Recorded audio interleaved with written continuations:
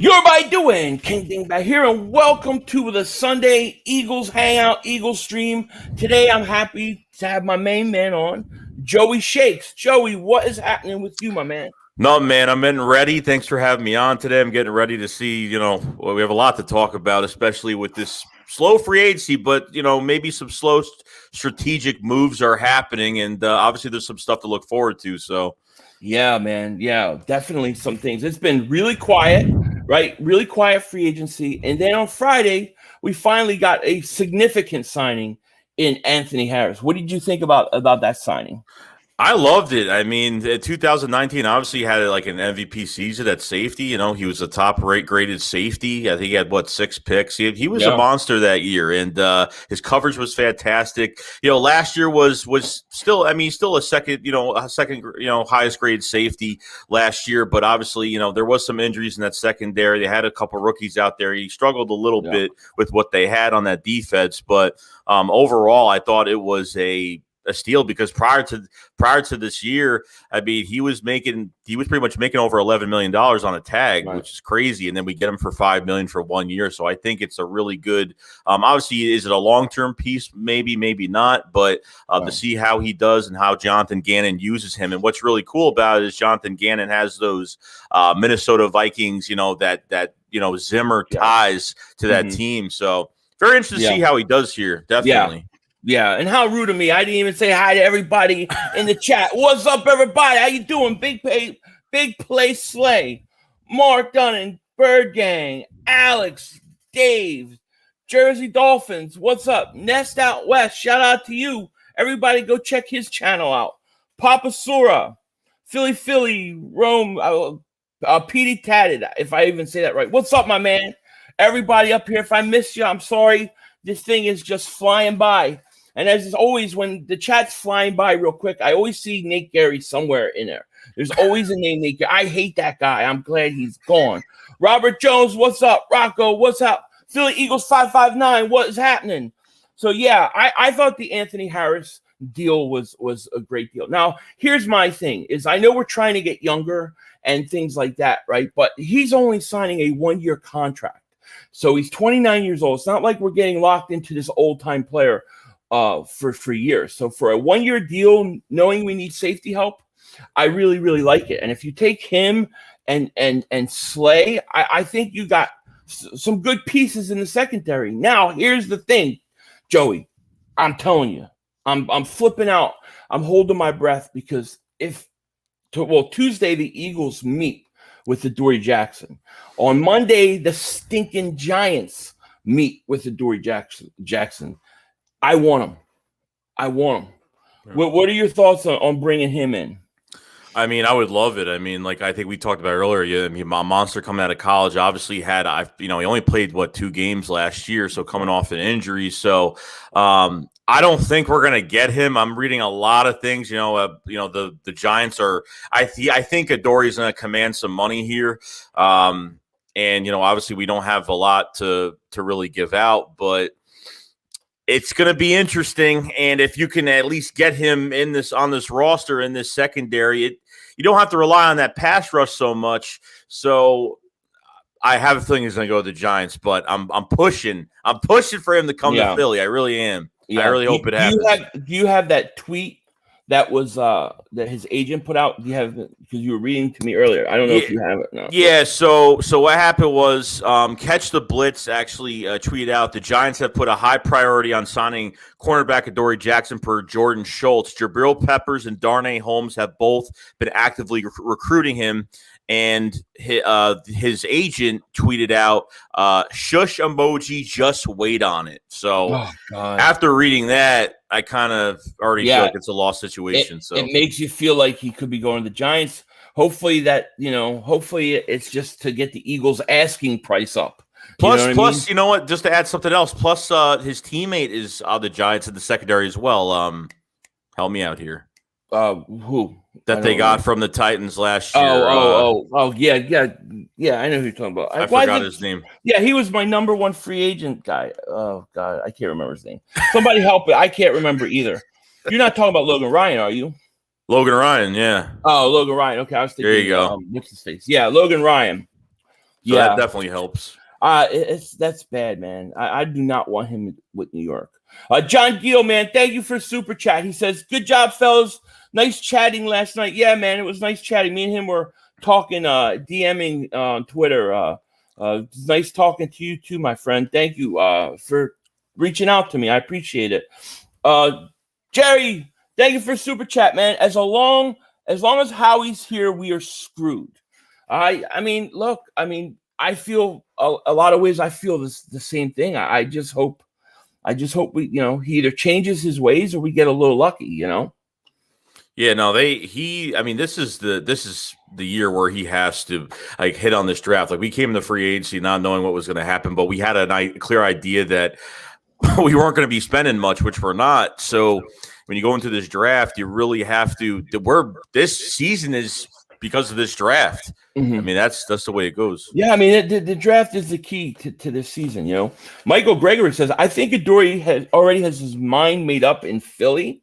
In Philly, I hope you're right. I mean, can you imagine? I mean, I think Darius Slay, Harris, and Adoree Jackson would be fantastic. And look, I hate the Giants, but I think the Giants have gotten a lot better this off season.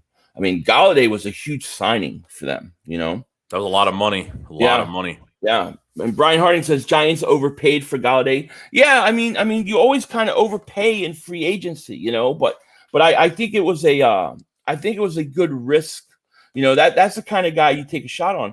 And Brian, as far as your Washington team, I like what you guys did for the most part too. I think Fitzpatrick is, he's decent. I just think he's so streaky. I still think Washington needs a quarterback. If they get a legitimate quarterback, they are a legitimate threat. Yeah, sure. I think with the Giants too, like I think it's really up to Daniel Jones to see what he does with this team, especially like he's had his struggles with throwing picks, accuracy issues, missing wide open receivers. So I mean, they're pretty much. This is what Howie Roseman should have been doing with Carson Wentz, or at least you know what I mean. So putting all the weapons around him. I mean, we still are a big question mark, but the problem is, what really frustrates me is that we actually have a lot of talent on this team. The problem is we haven't exploited what these guys could do, especially this offense, because we've had this veteran favoritism, putting these veteran guys in front of young players and waiting for veterans to come back from injury and just ruining and stinting all these guys' development, which really just, it's been really annoying. It really is. I don't even want to remember 2020 for a lot of reasons. I think we all know, but it's been kind of crazy. Yeah. No, I hear you. I think, I think they definitely didn't build in front of Wentz. Where's my man G Code? I saw G Code up here. Hey, G Code, I've been seeing this. I didn't get a chance to respond to his comments, but I know he's a little bit worried. And Andrew, I had to put this up. He says he loves him some Howie. He sends me stuff every day on my DMs about Howie Roseman. He loves him. He is the fan club president of Howie Roseman. That's how much he loves him. And then G Code said receivers are all stacked in the NFC East and none are on the Eagles. Well, we're going to get ours in the draft. That's what I think. I think we're going to get ours in the draft. Oh, Joseph Vega, I see you, buddy. Thank you for super chat, my man. He says, my favorite fat man, speaking of me, Joey says hell no to Foles. So I didn't say hell no to Foles. That's not what I said. But I'm not as enthused as other people are about bringing him in. I'll tell you my feelings are this, Joey. I just feel like I love Foles. Foles is a legend, and because he's such a legend, I just see it as added pressure to bring him in as a backup to Nick Foles. Now, he may be able to handle pressure, but when I look at a team trying to put guys in the best position, I just feel like the amount of pressure that's going to be on him having Foles there, when you have half the fan base already is telling me that when Foles comes back, he's got to start over Hurts. So what is it going to do when Hurts goes out and has a bad quarter, a bad half? I believe that it's going to be so loud for Foles that it's just, whether he can handle or not, it's just unwanted, unneeded pressure. That's kind of my opinion on it.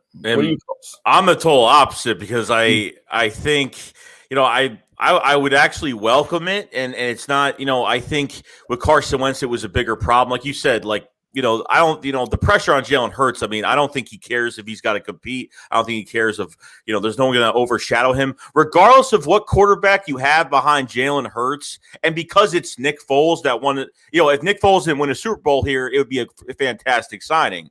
But because he won a Super Bowl, because his name is what it is, regardless of what quarterback is behind him, I think the fans would bash whatever quarterback is starting for this team regardless. Okay. I don't think there's a lid on it. I could say, like, I think if Hurts, regardless if there was a Marcus Mariota, a Tyrod Taylor, a Jacoby Brissett, any of these quarterbacks were behind Jalen Hurts right now, regardless of what game he plays, what games he messes up, one quarter, one half, whatever it is, I think that, he would still, the fans would still treat it the same way as even if Foles is here. But I understand what you're saying, though. But I just think it's just a Philly mentality. It's just what these fans do, unfortunately. Yeah. I hear what you're saying. And there's always those who are going to be the friends of the backup quarterback. It always happens.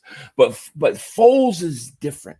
He is a legend. He is a legend, right? He's a legend who left, came back, wins a Super Bowl MVP, leaves again, and then if he comes back the third time, all those people, all the Foles in society that wanted him to be the guy chosen over Wentz, they're not going to stand for Hurts at all, being a starter. And I think that they're actually going to be less patient with him because of it. Now, I mean, Foles is going to do all the right things. He'll teach him, he'll mentor him, he'll be great. He's a great guy. He's a legend. But I feel like it's like, why put more pressure on this kid when we don't have to? That's my rationale. Well, plus you got to give up a draft pick on top of it. So it's like, do we really need to give up a draft pick? Whether it's a fifth, a sixth, I understand we have a lot of fifth, sixth, seventh round picks right now. So I mean, we don't need to do that. But I guess my thing is, it's not because it's because I think so highly of Nick Foles and how he's viewed, that I just want Hurts to be successful, and I'm sure he can handle it. It's not about whether he can handle it. To me, it's just about, like, does this team learn from mistakes past? Do they really want to add pressure to him? That's my thought. No, they have a problem with the one thing they've had a problem with the past few years is they think they could keep the same roster and still win with the same roster, regardless if you lose players, regardless if you don't pick any good players in free agency, regardless if you don't draft well, it's going to catch up to you in the end. So the more restructures that you do to these older players and you're not drafting well, it's going to come up and it's going to bite you. It's going to bite you in the ass. So, and it did. So unfortunately with this team, it's just, they got to hit this draft. I mean, they cannot afford it. They can't afford to lose this draft. I mean, look, if Nick comes back, and I said this in my video. Well, let me get to this super chat real quick. Just call me Flair, man. Thank you for the super chat, man. He says we have to take Kyle Pitts so the Giants don't get him. Oh, we're gonna get into that in a second. The Giants are looking scary, man. Man, thank God Daniel Jones sucks. Yes, thank you, man. Thank you for the super chat. Yeah, we're gonna get into that in a second. I want to. First, I want to finish this Foles conversation because I think you make a great point. I think that the Eagles tend to keep bringing back the same guys. That's the other thing. It's like, are we going to truly move on from the 2017 Super Bowl team? And we brought back Killians. We already had him. Ridgeway, we already had him, right? Andrews was a guy that they almost signed to the practice squad in 2018. So they were familiar with him. And then we got Harris, which was good. Me personally, if Foles comes back, it's very hard for me to be pissed off because I like Nick Foles. And there's nostalgia there, right? Bringing him back. No question about it. But I don't want him to be the starter, and I don't want him to be challenging Hurts right away, only because I want to see what the kid can do. I'm thinking about the long term. If we were one quarterback away from a Super Bowl, I would understand it. Those are my thoughts. Yeah, and I think, like I said on my video the other day about Nick Foles, I said it's not even really about Nick Foles that's worrying me. What's worrying me is that if they sign a veteran quarterback to back up Jalen Hurts, not that I'm saying I'd be satisfied, but I'll be more comfortable going into this draft knowing that they won't draft a quarterback. Well, yeah, that's the important one. You know what I mean? So that is a great point. That is the one thing that could sway me to be like, do it. Yeah. If it means no quarterback at 6, then I would do it because I don't want a quarterback. That's a great point. Yeah. Bobby Stevens, thank you for the super chat, man. He says, with the Eagles bringing in 2 free safeties, one being a practice squad caliber, does that scare you that they won't target a safety or cornerback in the draft already, at least not early? No, I don't think so, because I mean, it depends the strategy. If they're just drafting the best player available, I don't think it'll be a problem. It shouldn't, hopefully not, prevent them from taking the most talented player. Here's Nitro Freak. He's the pope of the Folesian society, my man Nitro. But his thoughts. Foles should be the permanent starter. Are the thoughts of a lot of people in the comment section saying, no, Foles isn't going to be the backup, he's going to start. And I think that almost like Foles comes in and it's a quarterback controversy, whether they want it or not, you know. Yeah. So I mean, look, if Nitro Freak, thank you for super chat, my man. Here you go. So Nitro Freak says it again here in the super chat. If Foles comes back, he should be the permanent starter. He'll be in by week 5 anyways. By week 5. So why Hurts going to be that bad? See, Nitro don't like him. I think you got to give him a chance, man. You know what I mean? Yeah, I think you have to give him a chance, and it's you draft this guy in the second round. There's really no. I don't get. I even talked to shout out to Bad Dog. I talked to him like a couple days ago, and he knows Hurts a lot better than most because he was a Sooners fan. You know, pretty much said he's because of how which I agree with.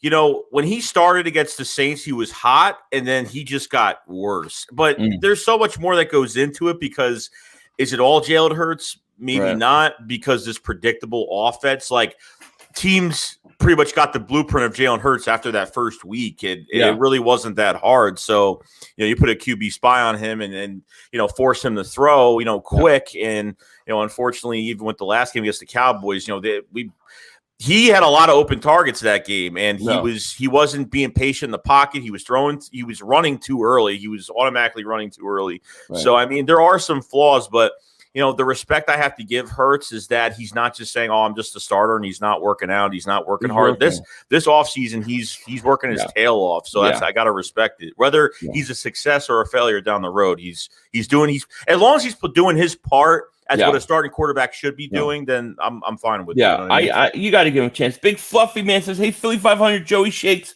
please shout out best YouTubers ever. Shout out to you, Big Fluffy Man. Big Fluffy, what's up, man? Shout out to you, man. Yeah, I agree. I always view a rookie season for a quarterback or anybody as a starting point. It's the starting point for where they have to go, how they're going to develop the game. I don't judge a guy by his rookie year. So to me, it's what is Hurts going to do year 2, year 3? He only played 4 games. I've got to give him the opportunity. You know what I mean? I mean, obviously, you think that Jalen Hurts would have won more games if they'd benched Carson by week 4 or 5 of the season. Possibly, yeah. Possibly. I mean, come on now. I mean, I think so, definitely. Yeah, I agree. Big T, man, thank you for super chat. He says, hell yeah, I love seeing you both collab. The duo Jalen Hurts to Kyle Pitts will be a problem. I agree. Hurts uses legs, arms, and Pitts mismatch between slot cornerbacks and linebackers. I think Kyle Pitts a mismatch everywhere. But buddy, thank you for super chat. I appreciate it. Shout out to Big T. I had him on my backup channel, and he was on a call, and the guy has been following Pitts' career for a long time, and he got me real hyped about him. So man, Big T knows what we're talking about. This kid's a stud. Lord Bronson, man, thank you for the super sticker, my man. Shout out to Lord Bronson. We're going to be starting our little draft board coming up. I have to get with you about when you want to start that. But, man, shout out to you, man. Everybody, if you haven't, which I don't know how you haven't, but go sub them up. Go sub them up. These things are coming in fast and furious, trying to keep up. Appreciate that, man. Thank you. Where was I? I'm losing my – yeah, that's what happens. Coming in crazy. Holy crap. Sean Step, don't trade the 6. Chase, Pitts, or Smith will be there. I agree. The number 6 pick, I'm taking. I'm drafting. I'm staying right there. You know, I totally am. What about you? Would you trade? Would you consider trading back? I'd be so upset if they trade back. With this is you got to get a talent. Like you can't afford to wait anymore. Like you got to hit this. You got to hit this pick, even if you don't hit the other picks, which I really hope they do. But they have to hit number 6. There's no doubt in my mind they have to hit it. Right? They got to hit it. Eddie says Nitro being ignorant. Foles will start by the end of preseason. I hope not. This is bad. Yeah, see what I'm saying? The Foles in society don't play. They don't play. Ronald Gerard, thank you for super chat, man. Appreciate it, man. I'm trying to keep up with these. Me good. Yeah. Oh, you're sending me something today. Okay, cool. I probably won't. I don't know if I'm gonna have a video out today, but send it to me because I'll do something tomorrow. I got to go try to sneak to the house they're building for me so I can look in while the workers aren't there. So that's my goal for today. Venom King, thank you for super chat. Sign Todd Gurley as a backup. Hey, his knees are shot though, right? I mean, he's kind of old. You know, I don't know. I don't know if they're going to use a bruiser back this year. Like you still got Jordan Howard, Elijah Holyfield on the roster, right. And I think Jason Huntley's still here. Mm-hmm. Boston Scott hasn't, he's tendered, so no one's even picked him up yet. So I want to see who they're retaining with these tenders. Alex Singleton hasn't even been retained yet. So we'll see what happens with that. Yeah. No, I hear you. Let me see here. There's something I want to see. My man G Code thinks that thank God the season's not starting now because Giants would win. No, the problem with the Giants is their quarterback is not that good. I don't trust him necessarily yet. Mm-hmm. You know what I mean? Brock, thank you for super chat. He says in Foles' defense, Chicago's offensive weapons suck. In Foles' defense. Oh yeah. I mean, look, I don't hold anything to happen with the Jaguars or Chicago against Foles at all. I think Foles is such a legend here that you just I don't know. I just don't know if it's going to help Hurts. I like Foles and I love him, and I'm conflicted in a way because sure it would be nice to have the Super Bowl MVP back, but do I want to really put that added pressure on my man? Yeah, I mean, even if Foles is just one of those players that just works out in Philly, like everywhere else he goes, it's a short stint, or he goes to the Jaguars, he gets hurt the first game. Right. It's just crazy. Absolutely. And the thing is when we had Foles, I didn't want to get rid of him the first time. I was like, we got to give the guy, and then they brought in Sam Stankford, who I couldn't stand, and so that was a mistake. Then they should have kept him.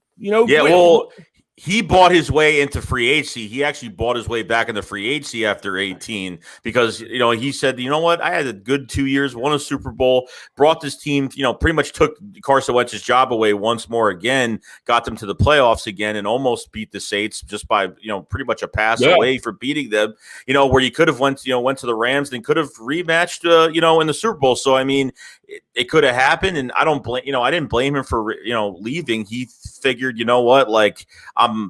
it revived his career, and he tried to sign elsewhere and didn't want to be a backup to Carson Wentz, which I could definitely, I can see why. Look, guy just beat Tom Brady in the Super Bowl. I don't blame him at all.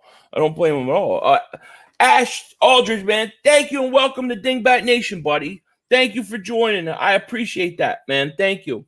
We got 464 people in the chat. Actually, 456 in the chat. If you haven't, please subscribe, and click the link in the description. Sub up my man Joeyshakes. You are not going to be disappointed. I promise. He is a great content creator. No question about it.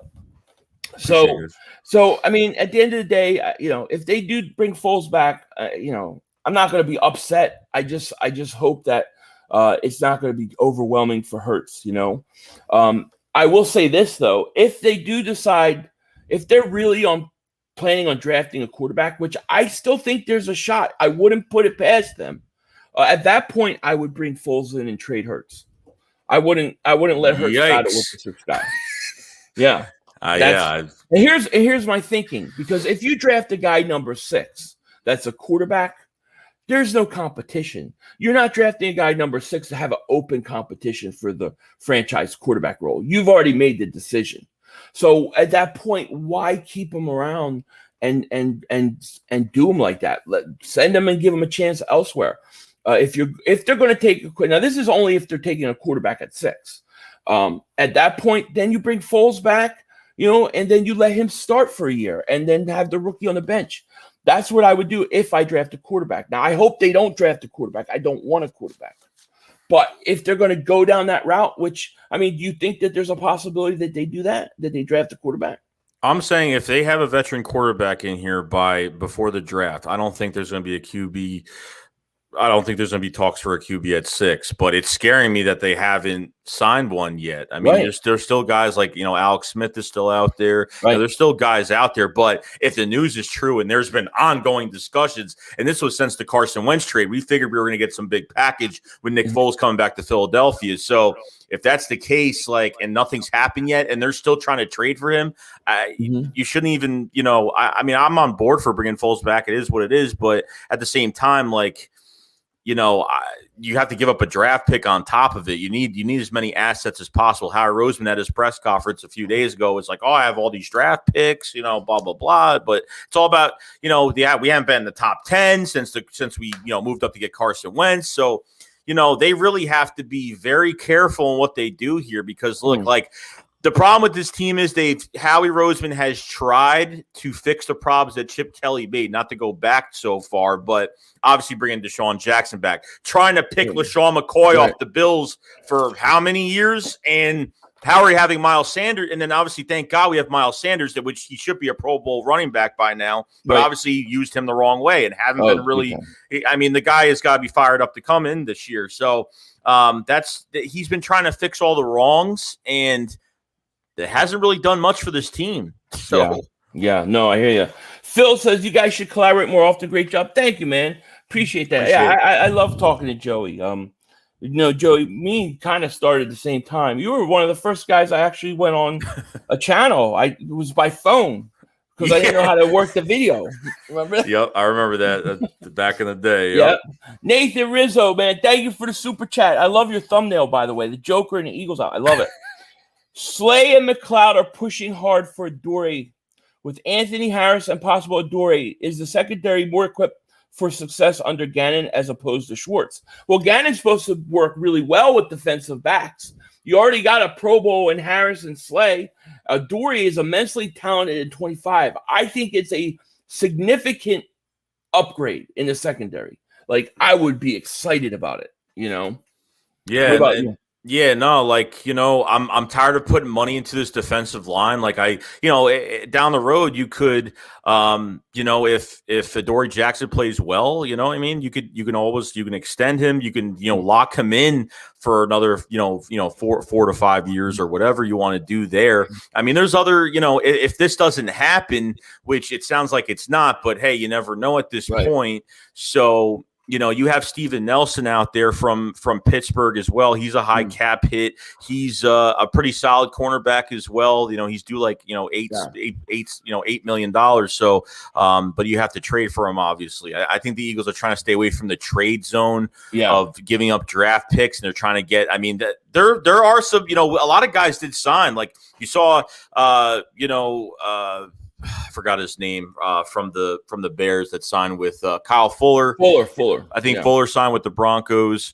And then you have and obviously with the Colts. I'm losing names here. I don't know who I don't know the old corner from the Vikings that went to the Colts. Yeah, I know what you're talking about. He re-signed a 1-year deal, with the Colts. We're starting to thin down now, but I think, having Adoree Jackson, 25, which is that age, is if you can at least get him, you can't get everybody on cheap deals, but we even find out the news that we were going to get Juju Smith-Schuster, the rumors that we were the secret. We got to talk about that because that was. All right, that's fine. No, we're going to talk about it. 500. Badio says 500. LJ Fort. Yeah, LJ Fort got cut. He could be a cheap signing.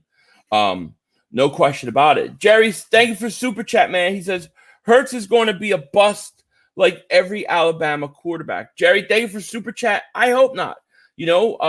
But I mean, I'm in wait and see. Yeah, you're talking about Xavier Rhodes. That's right. Sorry, guys. Yeah. So let's talk about this Schuster thing for a second. When I read that, I was like, there's no way that the Eagles could be making an offer for Schuster. And it was interesting because Adam Schefter reports that they made an offer. And I'm like, okay. And it was like just as I came home for lunch. So that's when I come home, I make a video. I made the video. As soon as I put out, he's making a video. He responds like, oh, well, maybe they didn't. Right. So it was like, yeah, they didn't. Oh, well, maybe they just talked to the agent on the phone. Well, it's like, well, that's two different things completely, So then I had to do another video. But the way I took the whole Juju was this. If the Eagles really prioritized with no cap money to go out and sign a wide receiver like that, then they're recognizing they still need one. And maybe that will bode well for them taking a receiver in the draft. That's kind of how I rationalized it. Yeah, like I was really surprised because then I'm sitting here like, are they trying to are they really trying to not maybe get another position with the 6th overall pick or whatnot? But Juju Smith-Schuster, like the guy that can't back up his play, which I don't think he's a number. If they think he's number one, no, that's what I'm saying. He's a good number 2, but a number 1, no. Between all of the stuff they did last year, stomping on the logos, the football teams, his TikToks, his all this. He doesn't back up his play. He's had some really bad games. And then hearing it was a multi-year deal, and I'm sitting here like, what is going on? But I know Baltimore and Kansas City was in the mix as well, so I don't think we're going to get him regardless, but oh, no. Yeah. No. I mean, I like I said, I don't even want to spend the money on him with that. Not with the way we are with the cap, but I was just hoping like, okay, maybe they're recognizing that they need to upgrade that position because I don't want this. Howie Roseman has a tendency to go, hey, you know what? We're going to pick the best player available, but then he doesn't. He picks on need. You know what I mean? He says it every year, then he picks need. I want the best player available. And I don't want Kyle Pitts, Chase Smith, or Sewell. I don't want any of those guys to be on the board and we pass up on them. Yeah. I just can't accept that. I can't, Just two bands. Thank you for the super chat. He says, yeah, Philly, KC and Baltimore offered, but he loved Pittsburgh. Yeah, that's what they said. I mean, it makes sense for Baltimore, Kansas, KC. I get it, Thank you for super chat. Oh, S. Marie DeBooth, thank you so much for super chat. She says the two goats are together again. Oh, you're too nice. Hey, what are the chances we sign Adoree? Can we afford him? That's going to be the question. How much is he going to want? I was thinking we might get him on a deal, maybe like a 1-year prove-it deal, something like that. He's visiting the Giants tomorrow. Not today. Is it today? I thought they changed it. Okay, today, so he's visiting the Giants. And then he's coming to Philly to visit the Eagles. I think the Giants are going to make a strong play for him, and thank you for the super chat. If they somehow, if he gets out of New York, he gets away from the Giants and to Philly, you got to sign him. I just think you got to sign him. You got to. I mean, I think if he leaves New York without a deal and if he gets to Philly, I think they'll have a shot. But that's if he gets to Philly. I think that's the only thing right there. But if they're going to make a splash, instead of giving a multi-year deal to Juju Smith-Schuster, put that money somewhere in the secondary. Put somebody, especially on defense. I mean, I know we're paying Slay, but I'm saying for a young, upcoming player that could sign, like you said, to a prove-it deal and to see what he does for the year. Because I'm telling you, like it's going to be a night and day defense from last year if they could get him in here. It is. I would love it. I love it. Speaking of defense, and I was going to ask you this too. Michael Gregory wants to know your thoughts on Barnett's $10 million extension and Ertz talks. What did you think about that? I was really surprised. I figured they were going to extend him or somewhat restructure him because I don't know why they're allowing him to make $10 million this year. It makes no sense. They didn't restructure Lade Johnson. I mean, I'm looking for more restructures or at least trying to move some money into more, these this bonus money they're trying to give to these players. But For a guy that's been more off the field than on, I mean, obviously his 2017, 2018 years, his campaigns there were pretty good and then kind of just fell off. I mean, he was at a defensive line camp last offseason in Tennessee and wants to be worth that first round pick for the Eagles. He said he wants to be that pick, and he's not playing anything better than a third round pick right now. And, when these guys come back from injury, they got to work themselves up to 100%.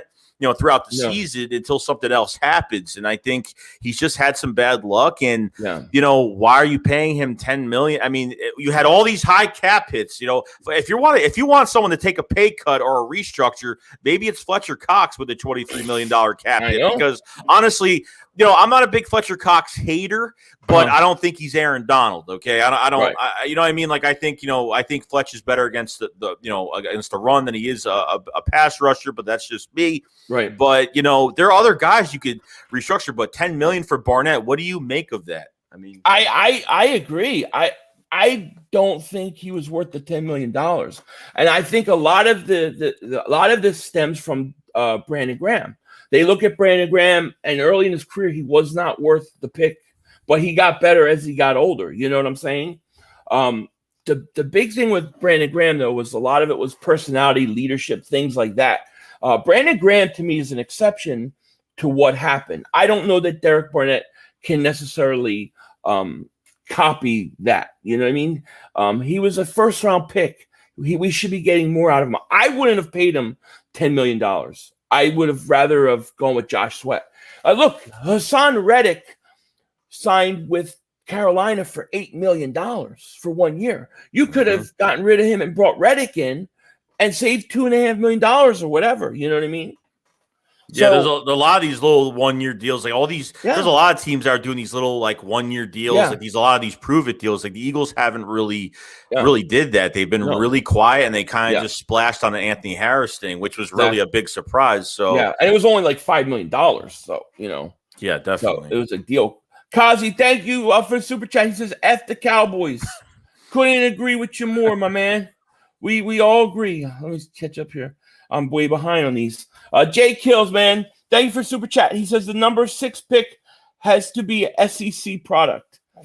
Now, like I hear you. You're always safe going to SEC for the most part, And I'm sorry if I'm missing these comments. They're going quick.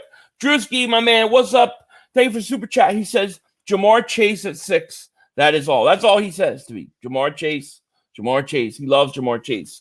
We'll get into that in a second. Venom King, thank you for super chat. What about Richard Sherman if Adoree goes? I don't want Richard Sherman because I think he's too old. My whole point with Adoree Jackson is 25 years old. If you can get him in on a year and then, he has a good year, then you have money to re-sign him the following year. What's his face is too old. What do you think? Richard Sherman, no. I'm not even in my mind. Hell no. Yeah. Nathan Rizzo, thank you for super chat. Is Asante Samuel Jr. a good prospect for Philly after the first? Where should they focus the surplus pick across the draft? I like Asante Samuel Jr. I think he's more of a man-to-man corner, which is interesting that his father was like a zone corner, But I mean, I like him. You know what I mean? No question about it. Let's see here. What's up, Rod? Sermon's in the mid rounds, good possibility. I miss. Yeah, Sherman's 33. I don't want him. And go to Ryan 4025's comment saying, "I want Eric Wilson at linebacker." Now, there was a report on Eric Wilson. Eric Wilson was a backup linebacker for the Minnesota Vikings. I don't know if Gannon has ties. I don't know if he was there when he was drafted. I have no idea. But he's 27 years old. Mm-hmm. He took over for Anthony Barr when he got injured after the first game. Yeah. He had 122 tackles, I think 3 sacks, I think 8 pass deflections. Mm-hmm. He's very good in coverage. An under-the-radar linebacker that's still out there as well. So that's definitely somebody. And he took over for 15 games. Now he's a free agent, and no one signed him yet. He's a very good, he probably is a very good linebacker. So we'll see what happens with that, because the one player that we've kind of always want to see what would have happened with was Jatavis Brown, Jatavis Brown that came from the Chargers, a free agent, and then he retired, just retired out of the blue. Yeah. So, we have that's another guy you can look out for too for a late signing. Ryan, I apologize, but I couldn't find a comment. Eric Wilson's a beast. Plus, we have their old linebacker coach. Interesting. I'll tell you what, man. Here's what I want in a dream scenario for me. If things would start to work out, I would like to see the Eagles sign Adoree Jackson like this week. That would be great. And then in the draft, I want the Eagles to pick at 6, and then I want them to trade back up into the first. Like, let's say they get to 25, 26, 27. You got 2 3s, right? You might have another 4th round pick, 5th round pick with Ertz. Who knows? I want to trade back up. Like, if a J.C. Horn drops, I want to go get him. I'm in love with Jeremiah Owuzu. I can never say it. Koromoa. Yeah. I love him. He's my favorite linebacker. Right. I think he's small. He's only 214 pounds, but he can put on weight. But I think that the way the linebacker's going to position, it's almost like a hybrid safety linebacker nowadays anyways. So you have a first, a second, you have 2 3rds, 2 5ths, 3 6, 2 7s. I mean, you got a lot of ammo there. You know what I mean? Plus, if with the Zach Ertz trade, if you get at least 1 pick, or maybe you'll get maybe a mid two late round picks, you never know at this point. You got 12, 13 picks this draft. Right. I mean, what if it's like a J.C. Horn falls to or Koromoa? They fall 27, right? You're the 6th pick in the second round. Take your second round pick, maybe a 3rd, and maybe something next year, and go up and get them. That will give you 2 instant starters on defense. Or take that linebacker. I wish the Eagles valued linebacker more than they do. Yeah. I just do, Eagles Body Bag 18. I love that name, by the way. Thank you for the super chat. It says Devontae Smith is Jerry Rice and Terrell Owens all in one. He gets his separation from Owens, and he idolizes Jerry Rice. Wow, you can't pass on him. I love Devontae Smith. I have no issue with him. Now, 500, do you think that what they, speaking of Devontae Smith, do you think what they want, in Devontae Smith is what they tried to draft to Jalen Reagor last year? Well, I saw Reagor more as almost like a Deshaun Jackson type, like that deep threat. I didn't even see him as a number 1 wide receiver. I saw him more as there's our deep threat to stretch the field, more of a number 2 guy. I think Devontae Smith is the number 1 guy. I think he's legit number 1. The question that everybody worries about is his weight, right? 176 pounds, but he is 6'1". I think he could put the weight on. But what I like about him, man, is if you look at his stuff, he catches in traffic. He goes up to the high point and gets it. He does a lot. When I watch Jamar Chase, everything is effortless. He's open, slant, gone. I mean, and that's not necessarily a bad thing. It is if it's too easy and he doesn't have work ethic. I don't know. I'm not saying that, but Devontae Smith does things in traffic that impress the hell out of me. You need a guy that's going to change the culture. You need a guy that's going to say, hey, that's going to come in and say, I'm the best receiver, and you're going to see it. And that's what, Justin Jefferson said that last year, and look what happened. You know what I mean? So you need the guy that's going to, when Philly News or ESPN or NFL Network looks at this team and then they say, oh, look at this duo, Jalen Hurts and Jamar Chase or Kyle Pitts, you want people to be afraid of that duo, and you want that receiver that's got that swagger that doesn't care what people think, that wants to put his stamp down in this city. That's what we really need. We need someone to really rally the guys and change. I'm not saying that Jalen Hurts can't do that, but you need that dog in somebody on this team, and that's what's exciting with these receivers. Yeah, no, I agree. We got over 516 people here. If you haven't, click the link in the description. Go sub up my man Joeyshakes. You will not regret it, I promise. Bobby Stevens, thank you for the super chat. He says, trade up for Xavier Collins. 6'4", 260-pound linebacker who covers. That's a big linebacker. I need to watch him. I'm going to be doing some Philly reacts this week. He's one of the guys I have on there. Yeah, so, I will say this. when it comes to the Devontae Smith, Jamar Chase debate, like, dude, to me, it's almost like 1 and 1A. I like both of them. When I watch one of them, I'm like, yeah, that's the guy. Or then I watch Devontae, that's the guy. Or Chase, you know. However, I'm going to say this, and some people think I'm crazy, but I think more and more people are starting to come my way of thinking with this. I'm going Kyle Pitts. Pitts is the guy, because I think he's the guy who is the guy that doesn't come around but once every 10 to 20 years. That's how I look at him. So I want Pitts. What are your thoughts on Kyle Pitts? Like, this is a guy that's, you know, he had a concussion after 7 games and still had over like 100 catches. I mean, he's a tight end that was he was the 10th, I think, run for the Heisman, which is crazy. Yeah. You know what I mean? It's like you a tight end for the Heisman. That's just nuts. That's why, you know. That's why when I hear guys like Louis Riddick and they're like, "Oh, well, you know, the fan, you know, Philadelphia is gonna ride if they don't get Jamar Chase with number 6, blah blah blah." Obviously, you saw the Miami Dolphins. You know, they signed Will Fuller, which I was kind of surprised. They gave him a lot of money for a guy that's been hurt a lot. They gave him a lot of money. So I don't know what's going to happen there. Maybe, you know, Chase would fall right in our lap at that point. Right. But Kyle Pitts, I think you just get more.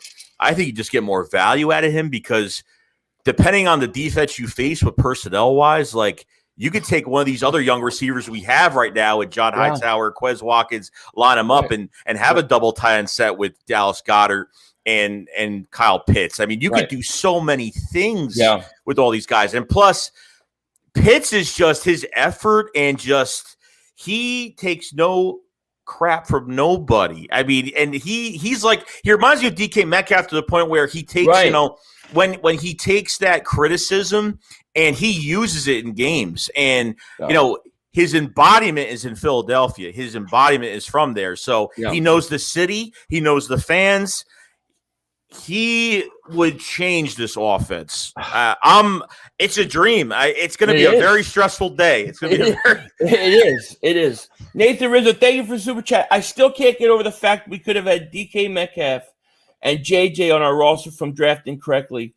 Could you imagine DK Jefferson and Philly? I know. You could have Justin Jefferson and DK. I mean, like I said, I'll never understand that pick.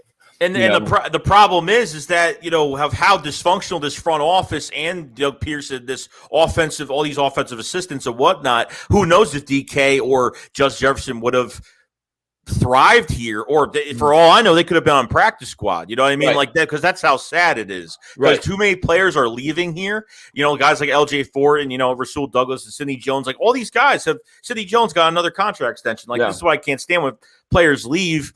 You know, they get these extensions or they're playing well. Obviously, there was a coaching aspect, and very happy that, you know, we have a rebuild with this coaching staff, which I didn't really expect. I expect Doug to be here this year, but when he got fired, I was like, wow, I was like really surprised.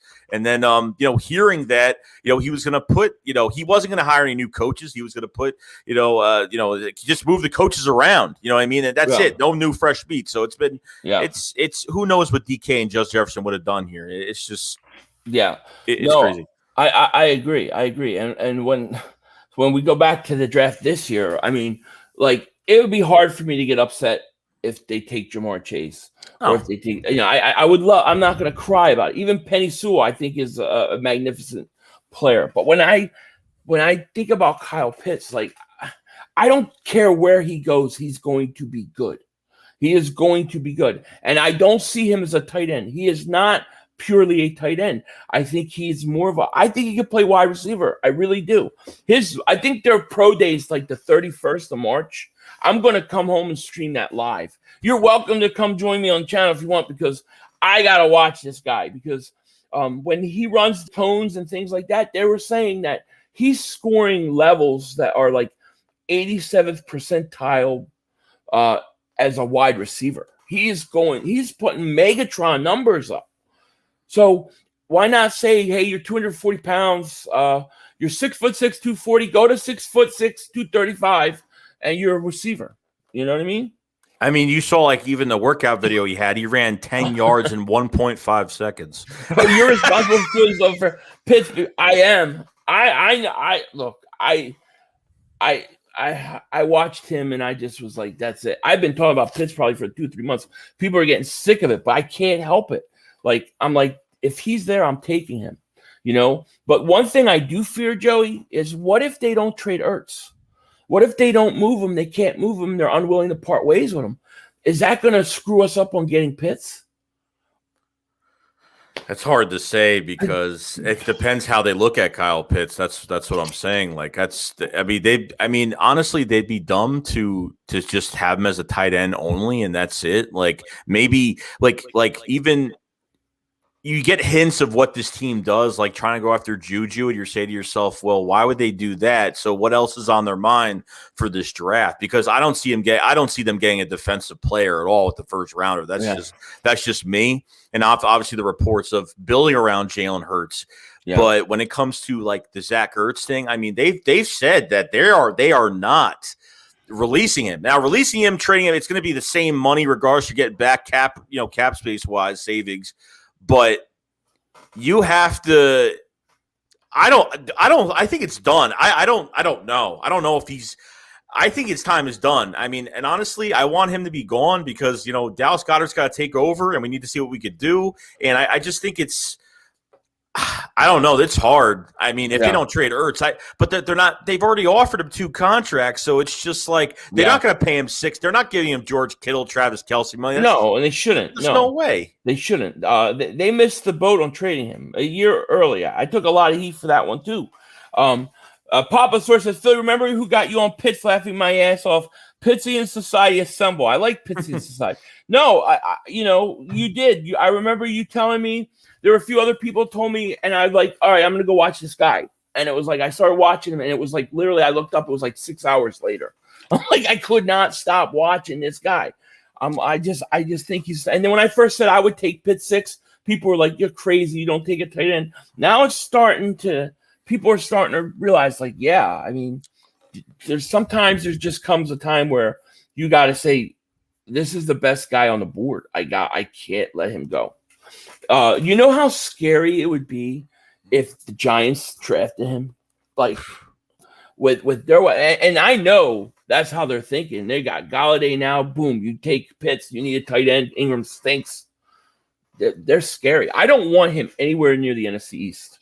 No, they haven't. The Giants haven't had a thriving tight end in years. Like it's been a while. So, It's going to be – I don't know how the Eagles are seeing this draft. That's the whole problem. Yeah. And here's another question. I have a question for you because now watching that Nick Sirianni, Howie Roseman press conference. Now, I understand with Nick Sirianni and his inductory press conference, he was saying that he's in charge of the roster, blah, blah, blah. Howie Roseman's in charge of the roster, and he's in charge of who starts on game day. Yeah. Now, here's what I'm thinking. Like, there has got to be some type of collaboration with the draft. Like there's no way that you get hired as a head coach. You just sit in your chair and Howie Roseman's in the other room and you're just sitting there just waiting for the season to start. It makes no sense to me. There's a video, I think, of that happening where Doug is just sitting there and it's Joe Douglas and what's his face and Joe's just and Doug and Doug is just sitting there. I really think a lot of the issues Doug had was because he was not getting the guys he wanted, and he wanted more control. I really believe that that's why he got fired, because he wanted more control. And Howie don't play that. He learned from Chip Kelly, As Marie wants Chase, and Nitro says not drafting a tight end 6. Well, I'll tell you what, Nitro, I agree. We're not drafting tight end 6. Kyle Pitts ain't a tight end. He ain't a tight end. He's more than that, It bothers me because I'm like, so what happens like Nick Sirianni was Dave Spadaro was asking Nick Sirianni, what are Nick Sirianni players you want to bring in? You know what I mean? Like, what are your type of guys? It's like, shouldn't you be asking Howie this question because he's the one that has the final say on this draft? But is there a collaboration with the draft? Is there a collaboration with free agency? Like, how I want to see behind the scenes what's actually going on. I would hope so, but it's scared me because they said that Howie has final say in the 53-man roster. So you could be in a situation where you have going through all camp preseason and you have 2 guys trying to make it, right? The last spot. And Howie Roseman's going to make that call, you know what I mean, instead of the coach who knows who earned the spot. That's what I have a problem with. I mean, think LJ Fort is the perfect example. He had a fantastic preseason. They cut him based upon, a compensatory pick or something like that. That was all Howie. Those are the kind of things I don't think he should be doing. I think a coach should make the final 53. That's how I see it. It's like he's just watching practice and he's in the booth for these preseason games. So it's just like how much, like, he's not coaching these guys all week. He's not seeing what these guys have. Like, you're just watching the game. Like, I don't know why Howie Roseman thinks he knows the game of football, because he doesn't.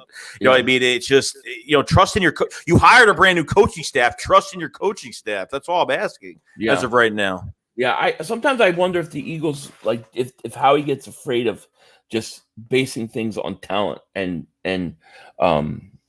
ceiling, because like when you look at some of the picks, like the DK Metcalf thing, like, we all watched the combine, we all watched everything, and he just passed on this guy, and it wasn't like he passed, and then they tried to say it was injury concerns. I don't believe that. I believe that's an excuse. Okay. He was the second round pick. If there's any time that you take a chance on a top 10 guy, a top 15 talent, is with your second round pick. I mean, that's the time to do it. They had the extra pick and they took the umbrella man. I'll never understand it, man. I don't either. I really don't know. Like, I'm done with JJ. Like, I don't think he's gonna last with this group. I don't think he's gonna make it. So I mean, that's just me. No. But I mean, another thing is these injuries too. Like, they've hired like three medical. They've had 3 medical changes in 3 years with this medical staff, and the injuries have gotten worse since the Super Bowl. Like, it's actually, we've almost had, at one point, had over 13 people out. I mean, it's just insane. Like we get these players, and then, like Jalen Reagor was hurt 3 times this past year, and obviously it stinted him. It didn't, I mean, it's just crazy. Right. Be Mo Careful says every team GM has a control of the 53 to a certain extent. You're right. They put the roster together, but if you're allowing the GM to sit there and decide who's the better player based upon contracts, and not the coach who is there at every practice going through the film and everything, that is a problem. There should be some sort of collaboration, and there wasn't. LJ Fort is the perfect example of this. They just cut him, and he was the better guy, and it wasn't based upon who's the better player for the roster. You know what I mean? Jeremiah Butler, thank you for super chat, man. He says, watching the Inside the Birds podcast, I'm more optimistic about our young receivers. I'm all in for Pitts, but if we don't get him, he can't be in the NFC. Well, he's going to end up probably the Giants or Cowboys, I think, if we don't take him. My thing is this. I look at this team. I look at the young talent. There's not a position really that I see on this team where I'm like, all right, there's my franchise guy for the next 10, 15 years. I can skip talent. I just don't think that with the 6th pick in the first round, I don't really think anytime in the first round you should take a player just on what position you need for next year. Unless you're about to win a Super Bowl, unless you need that one position. I think you go talent, because the Eagles are a couple years away, right? We could agree on that. They got to rebuild. So why are you picking, because you need a linebacker next year, why would you pick a position that you might need next year, but in 2-3 years, you don't know? You take the best player available. This team needs top-tier, top-end talent, and they need young foundational pieces. We need a foundation to build upon. Those young receivers may turn out to be great, but there's nobody on that receiving core that's so good that I'm going to pass on Jamar Chase or Kyle Pitts.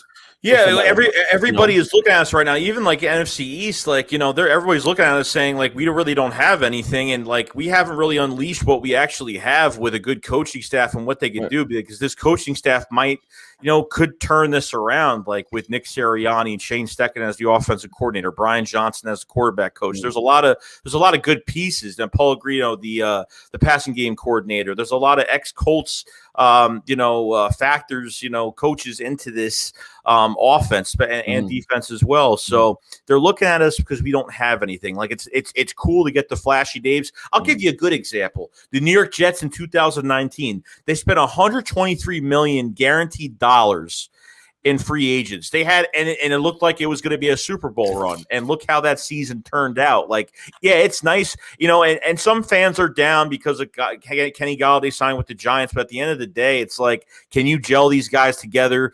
Can you, Daniel Jones is the biggest question mark for me going into the season because I really have concerns for him. Not trying to be a biased Eagles fan, but it's true.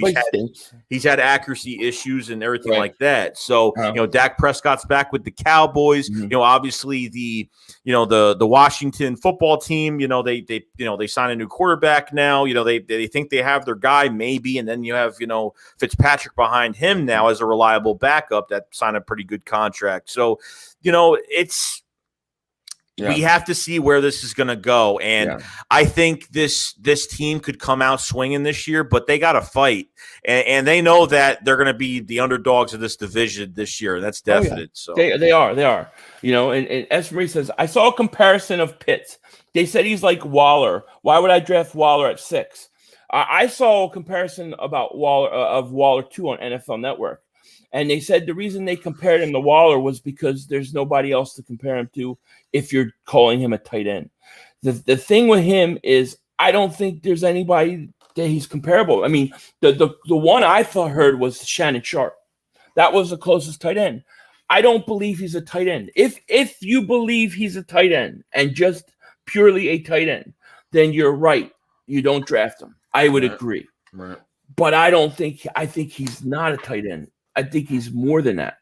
That's why I wouldn't not take him. To me, I think there's 2 guys I really think that are are going to be like generational talents. Penny Sewell and him.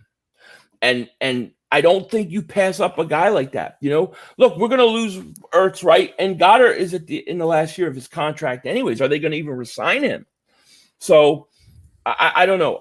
If you see Pitts as just a tight end, then fine. But I saw the comparison I saw in Waller was that he's the closest you can bring because there's nobody that is graded as high as a tight end ever. His grades are off the charts in the NFL if you grade him as a tight end. I think he's so much more than that. I mean, like I said, running the cone drill, he scored in the 87th percentile of wide receivers. He was putting up Megatron numbers. This is why I have to see this guy run a 40 on the pro day. The pro day to me is the key. If he runs like a 4.5 or less, I'm drafting him. If he runs like a 4.7 or late 4.6, then I go Chase or Smith. That's how I see it. Yeah, I mean, at the end of the day, like I'm so desperate because I just want them to pick the right guy at 6. Right. And I think because of so many mess ups with these drafts, I mean, in 50 picks, it's like you've only drafted maybe 2 Pro Bowlers, not even in 50 picks. I mean, that's ridiculous. It's they got to start changing things up. Yeah. Skylar, thank you for the super chat. He says draft Pitts 6 overall. If Howie doesn't get Pitts, Smith, or Chase in the first round, Howie needs to be removed that night. Eagles will go 6 and 10. Thank you for super chat, buddy. I appreciate that, man. Thank you. Yeah, I mean, look, I don't know if he's going to take Pitts. To me, when we're watching the draft, if let's say Pitts and Chase are on the board and they take Chase, I'll be happy. I think Chase is going to be a great player. I don't think you can miss with Chase, Smith, or who did I miss? Pitts, Chase, or Smith. You can't miss with them. But I think that Pitts offers you something that maybe really we haven't seen much of. I mean, could you imagine if he's a wide receiver? You know what I mean? Megatron did run a 4.35, but in the cone drill, he scored. Like his cone drill was up there. His cone drill, usually they say you start off fast in a cone drill. and your time regresses as it goes later. He got faster. There's a tight end averaged 18 yards a catch. Tight ends don't average 18 yards a catch. Now I'm really playing it up. Watch him go out and run a 4.7. You know what I mean? And then I'm like, well, I want Chase then, But 40 times is overrated too, because if you run good routes, just because you run a 40 whatever, it doesn't mean that you play at that speed, So yeah, we've drafted because drafted like Shelton Gibson, like guys like that have all this speed and you can't do anything with it. He couldn't catch the ball. He got here, couldn't catch the ball. Couldn't really do anything. But yeah, I think that the 40 times definitely overrated. Like I don't look at it. Like a lot of people will comment and be like, "Oh, his 40 was this." I mean, it's important to see what his basic speed is, so like what he kind of runs. But when it comes to the route tree, when it comes to just everything, you know what I mean? Like and the one thing with Pitts that I'm so impressed with, it's like you throw the ball to him and his body stretches out. Right. He could catch the ball that's really low, high. Mm-hmm. I mean, you throw a bad pass to him if it's not in the right spot, he catches it and he's going to knock somebody over getting that ball in the air. He could drop somebody on the ground. Like those 50-50 balls are crazy for him. I'm not going to lie. Yeah, I mean, look, if they decide, hey, we're going to go Jamar Chase, I'm going to be I ain't happy. Complaining. No, I'm going to be excited. No, when we're talking, I think Pitts, Chase, and Smith, I think they're all players. I think Waddle's even a player, but I think you could trade back if you want to get Waddle. But I think they're all players. I'm okay. I just want the Eagles to get one of those guys, But Pitts just intrigues me so damn much. Do you think Jamar Chase going to have the better career out of all three? Out of Pitts at least Chase. No, versus Pitts. Think Pitts is going to be something special. Like I think Pitts is something that we're going to be talking about years to come. I think he's that talented. God damn. What? So. No, it's just we dream about this moment, and I really hope it happens. Like telling you. So we got 571 people here. If you're new, please please subscribe, and also click the link in the description and sub up my man Joey, my man Shakes. But yeah, that pro day for Florida is to me one of the most intriguing pro days I can remember, because I really want to see what he does. I mean, we see things saying, he ran this, he did this, but I want to see when it counts, Right. Sean, thank you for super chat. He says, Pitts is a great pick at 6. He and Goddard will control the middle so the other guys get single coverage, impact players that make others better. I agree. But I'm telling you, I see Pitts. I dream of Pitts on the outside. I do. I mean, just think, if he could play wide receiver, who's going to cover him? It's gonna help having Pitts, even moving him obviously inside or having him in a double tie and set as well, and you want to add more to the mix. I mean, it's gonna open up so much for these other guys. It's gonna open up for Rager, for whoever else is on the field. I mean, I'm telling you, it's gonna be something, especially with this run game and everything like that. I want to, and him blocking is great too, because he could go downfield and block anybody with that big body of his. So it's crazy. Yeah, exactly. And I'm sorry, I saw Big T say I missed the super chat. If I'm missing your chat or super chat, I'm sorry. It's coming fast and furious. So I apologize. But here's Big T's super chat. He says, Philly will take Pitts. Philly will take Pitts. Stop with the 6th pick. I hope you don't want him. You don't want Pitts at 6. I think people that say, well, that's crazy talk, I think that they're wrong. I don't understand how Pitts is not a discussion at 6. I just don't understand it. The only thing is they just think of him as a tight end. That's the only thing I can think of. I don't see him as a tight end. I see him as a receiver tight end. Capital Region Paranormal. I love that name, by the way. You do like ghost stuff. I'm all in to that. Hey, Philly 500 Joeyshakes. What's going on, buddy? How are you? What's going on, man? So I mean. Yeah, I mean, look, Pitts would be great. Jamar Chase would be great. The only way I think I tear this wall down is if they take a quarterback. If they take a quarterback, I'm going to lose my mind. Or they trade out of top 10. They trade out of the top 10, I will lose my mind. And look, my brother every day texts me, we're trading back. We're trading. He believes we're trading out of the top 10 to save money. We better not. We better not do that. You know, I will lose it, Joey. I will lose it. You're not the only one, dude. You're not the only one.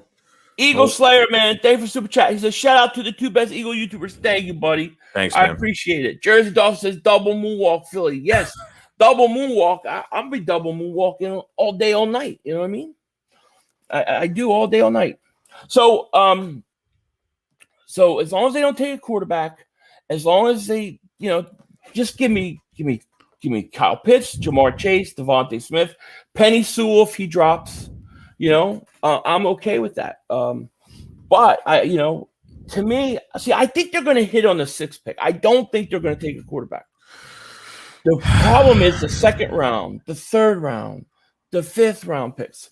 That's where look at our track record with 2nd round picks. Besides Miles Sanders and Goddard, we've missed on pretty much like all of them the last 10 years. I feel like they're potentially hitting on picks, but they're not fully putting them out on the field. Like they're like, even with some of these like Quez and John Hightower and some of these other guys, and obviously with the veteran favoritism, which I keep saying, and I know it's annoying to hear, but it's true.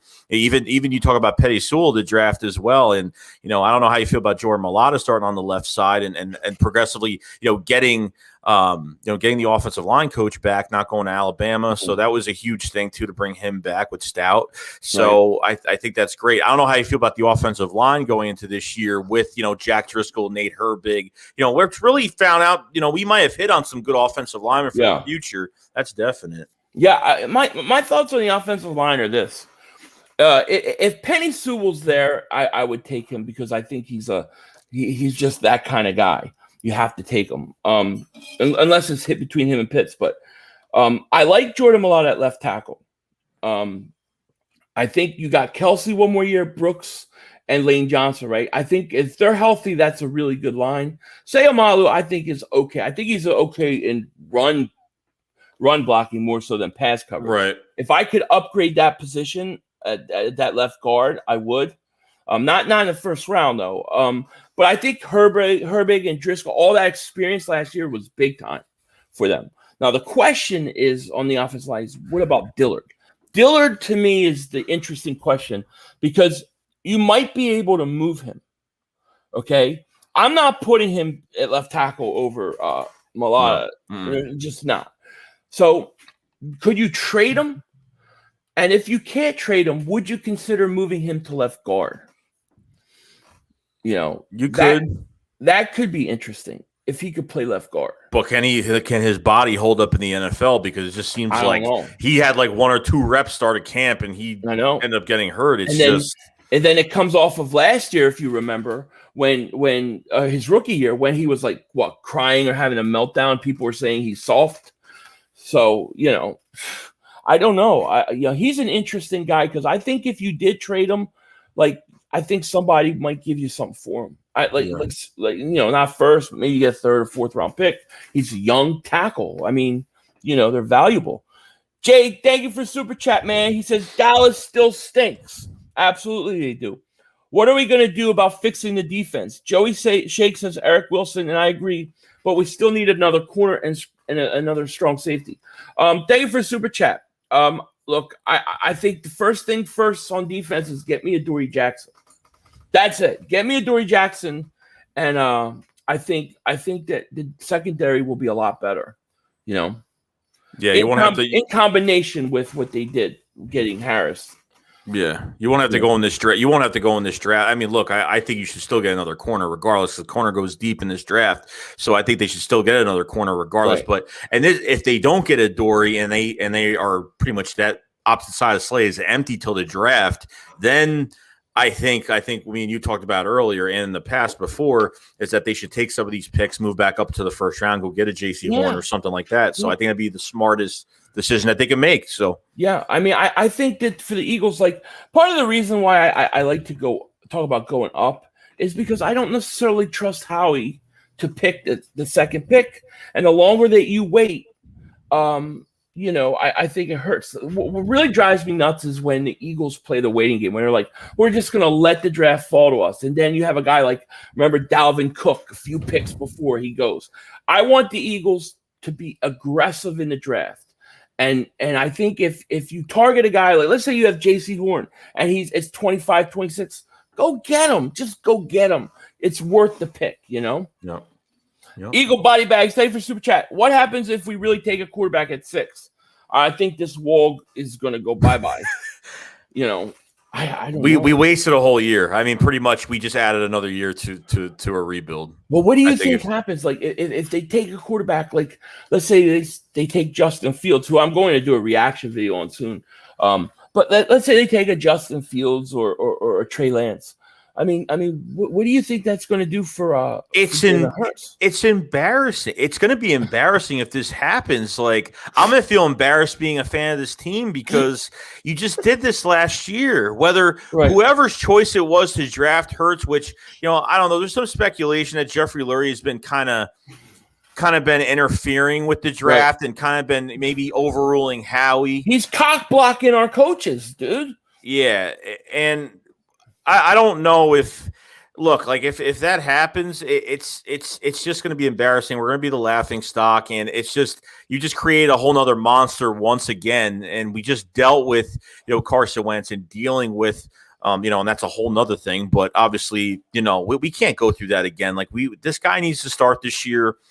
And if you skip on, I think the rest of the FC East, especially people that talk about the Eagles, especially, I think they're expecting to sign like even the quarterback from Alabama, another quarterback from Alabama, Mac Jones, whatever his name is. His name's flying around. So I'm not sure what's going to happen, but it's going to be really embarrassing. I do get some people like. They'll like comment on my videos or whatever, and they'll say, well, we should bring in a quarterback. We should get a quarterback at 6 and then have an open competition. I don't think people understand when you draft at 6, you're paying a lot of money.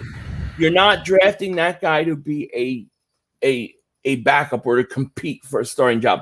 You are saying you are the future quarterback of this team.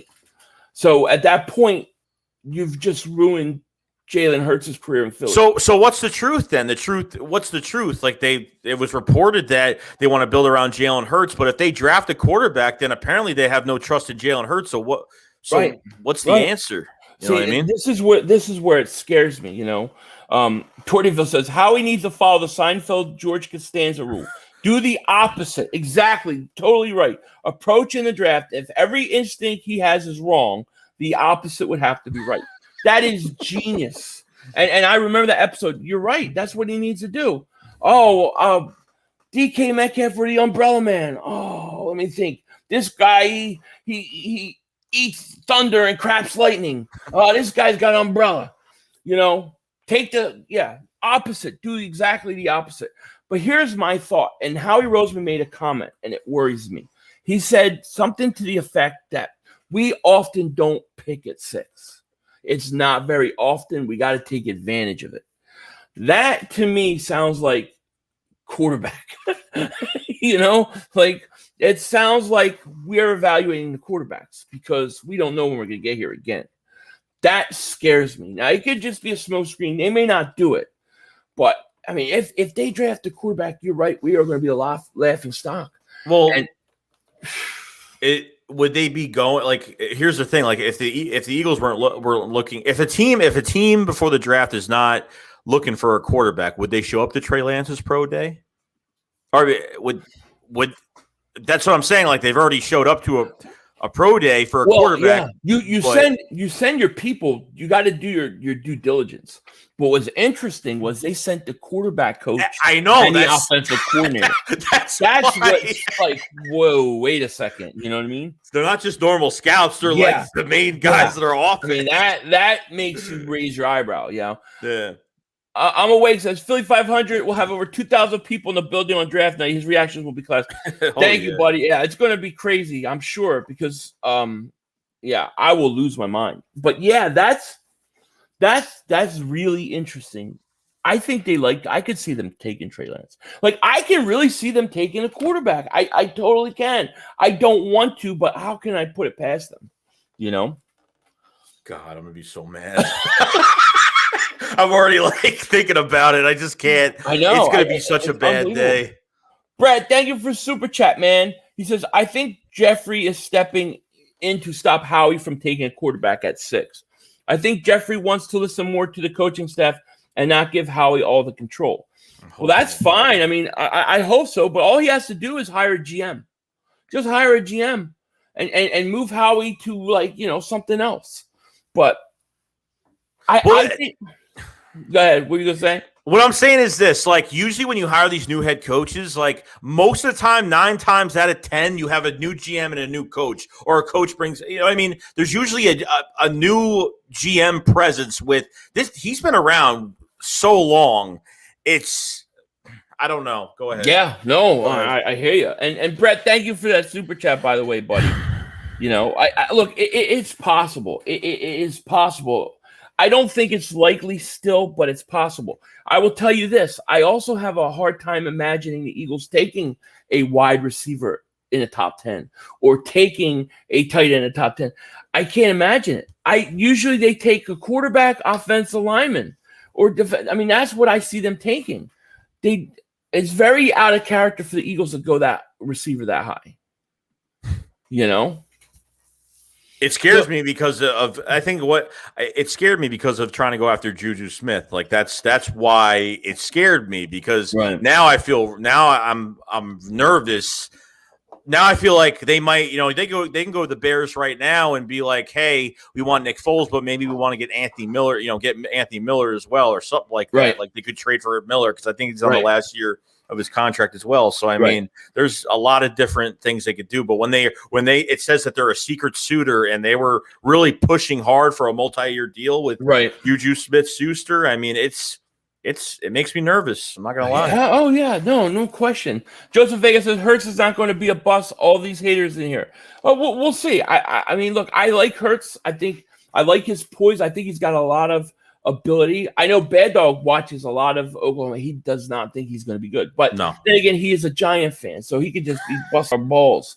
No, he did say that before. But I thought I saw enough of Hurts to see the talent. He just needs the opportunity. So I'm hopeful, but I can't say for sure. I can't say for sure. Noology Gaming, thank you so much for the super chat.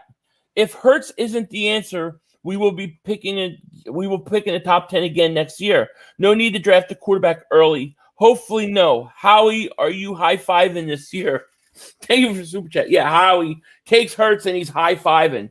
And I lost my mind, dude. You could have a first-round pick from the Colts next year, which that's true. Could greatly happen. So so let's say he has a bad year and you're picking 6 or 7 and you need to get up. Well, now you have possibly 2 first-round picks. You have plenty of ammo to do it. So it doesn't make sense to take a quarterback right now. It really doesn't. However, I can't put it past them. And there was the quarterback coach and the offensive coordinator were at Trey Lance's front and center, dude. They were right up there too. They're right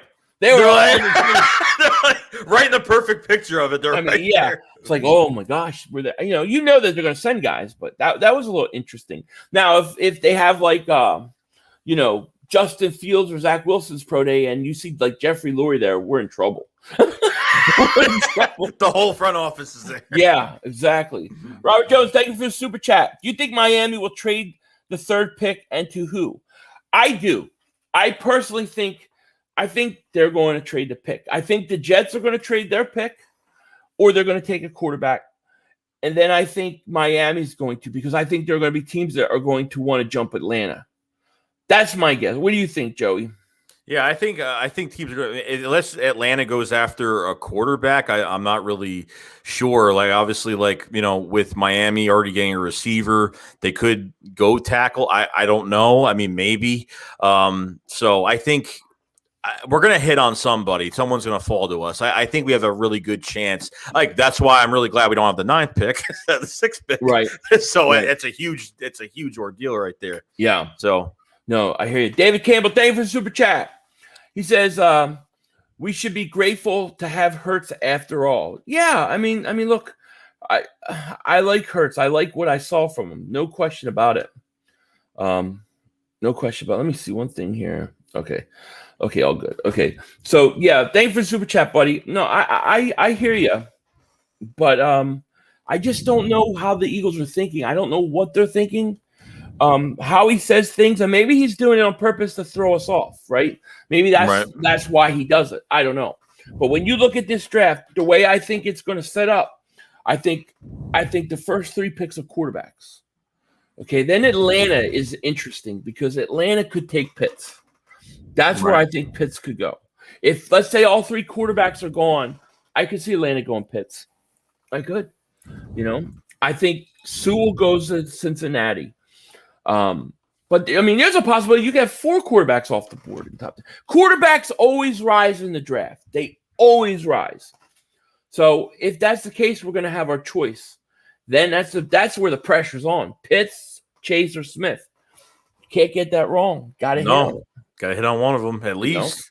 So you're good with getting Smith. Like, even if they drafted Smith, would you be okay with that? Yeah, I'm a big fan of Devontae Smith. More than other people. I know a lot of people, they worry about size and things like that. I just think he's a player. I think if he goes to the NFL and he puts the weight on, like, over a course of 2-3 years, I think he can put on 20 pounds without losing speed. Yeah, I was the same way about Hollywood Brown as well when he came out with his weight. But I think Smith is like a million times better. But it's a whole different story there. But I would, obviously the weight does concern me. But taking those big hits. But I mean, I think once he's in the NFL, he's working out. They get him on where they want him at weight wise. It's I think. Yeah, I mean, I think Chase is like 200 pounds, something like that.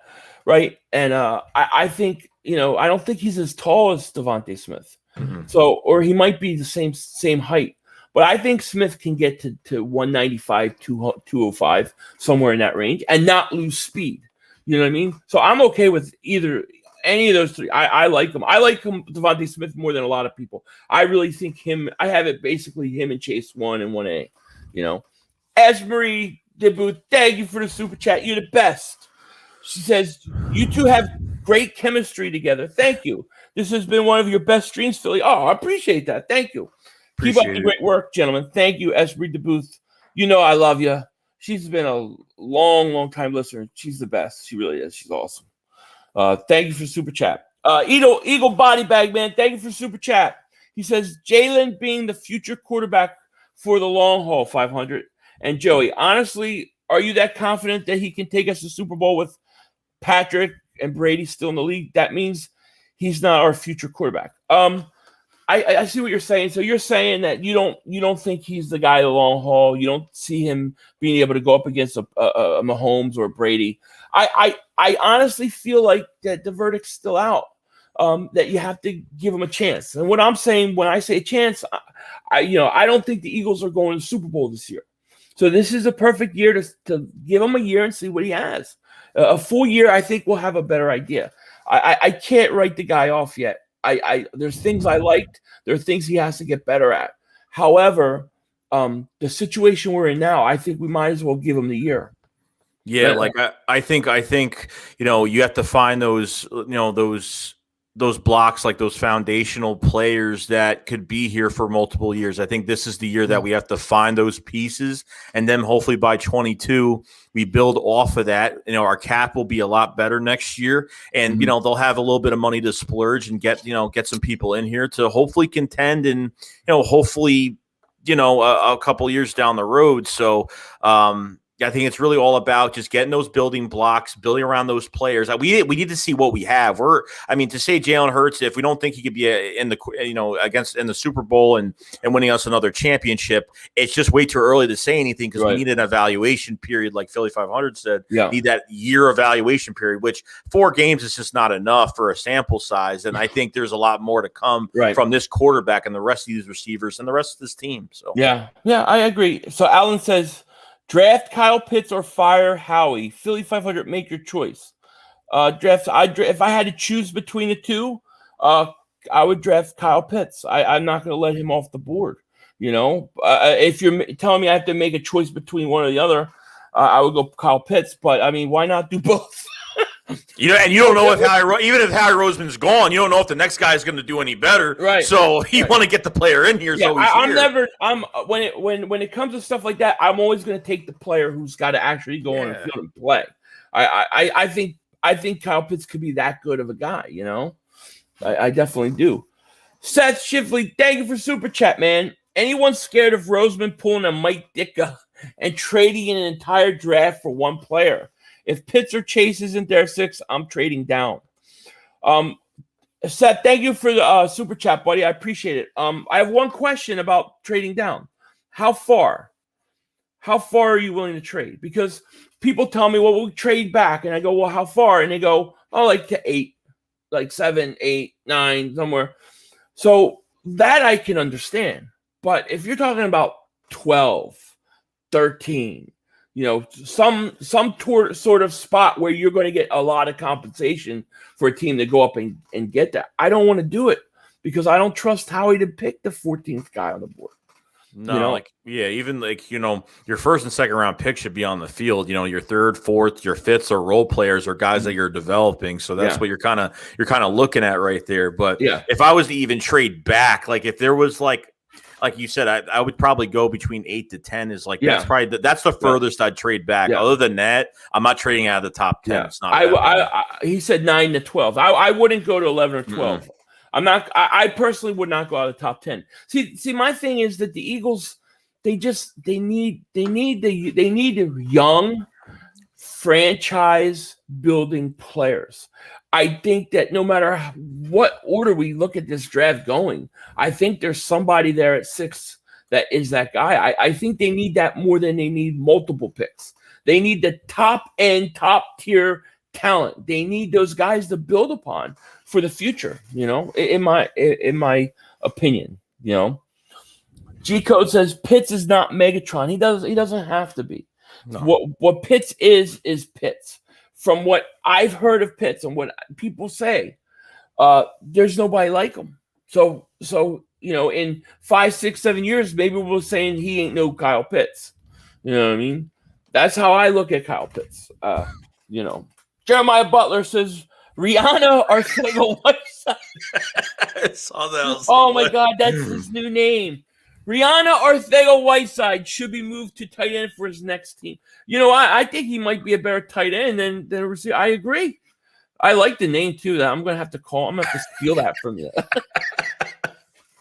Rihanna, that is great. You know, I love it. No, Holyfield is going to turn. I would love to see what Holyfield could do, man. I really thought he didn't get even one opportunity to dress. You know, we don't know what we have in him, you know? Yeah. Spike 23, my man. Thank you for super chat, buddy. I appreciate that. He says, if Hurts falls short, use what we got to take Sam Howell from UNC next year. Sam Howell. Yeah, there's supposed to be a couple good quarterbacks coming out next year. I agree with that. I agree with that philosophy. That's what I would do too. Thank you for super chat, man. Appreciate it. What is Joseph Vega saying here? 500. Kenny Galladay went to the Giants, but we should be good because Slay and him were teammates. So you think he knows how to cover him and be good? I mean, yeah. I mean, he's played him a lot. He knows probably the ins and outs. But let me tell you, Galladay's a player, man. He can play, and he's killed us when he's played against us. Oh yeah, oh yeah. OJ Howard better than.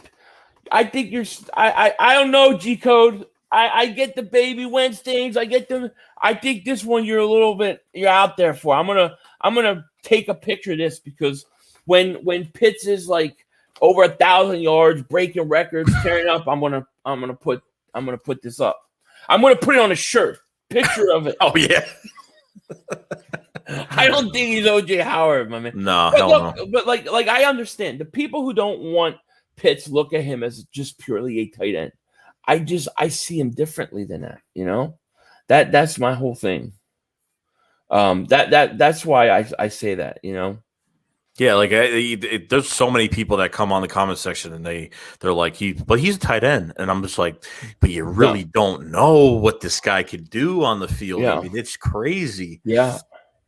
What do you So if you're picking at 6, is Pitts your number one guy right now? Pitt's my number one guy. Pitt's my number one. Chase my number 2. Obviously, Smith is by 3, and then I don't know what you think about Jalen Waddle. I don't know I don't know if I've heard you talk about Jalen Waddle too much, but I don't know what you think about him. I like him. I think he's going to be good. I think he's exceptionally fast. I think Waddle's a good player. I don't know that I have him. I don't have him better than Devontae Smith though. I still think Devontae Smith's better. Right. But I think he's a first round top. I think he goes somewhere between 12 and 15. Somewhere in there. I would have said the Giants have a shot to take him until they sign Galladay. I like him a lot though. I wouldn't take him at 6 though. No. When it's all said and done, Pitts, Chase, or Smith are probably the 3 guys that I want. Right.